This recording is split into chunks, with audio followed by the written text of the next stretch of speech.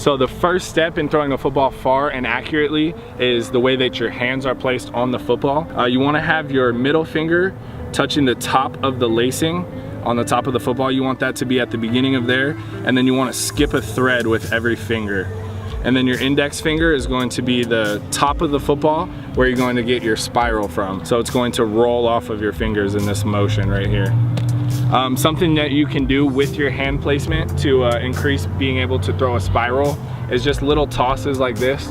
Tossing the football up and making sure that you roll your hand and touch your fingers to your wrist. So it's gonna look a little something like this. Just throwing the football up, making sure that it does a spiral and that it's coming back down. You always wanna make sure that your fingers are coming in towards your wrist so that you get the spinning motion on the football. Not that one. Another thing we're gonna talk about is how your body's gonna be set when you're throwing the football.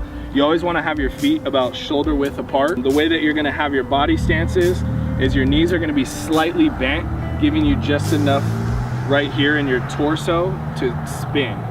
You're gonna wanna have this spinning rotation in your torso.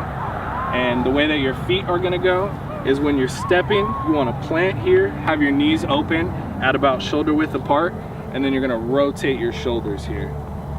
So it's gonna look something like this.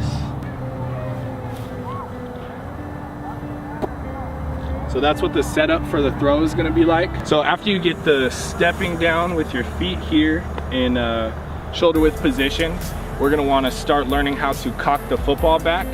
It's gonna look a little bit like this. Here is where you're gonna set up to throw.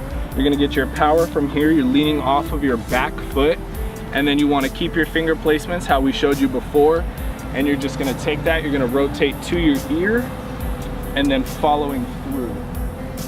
And you always wanna have your follow through hand. You always want this hand to connect down to your pocket.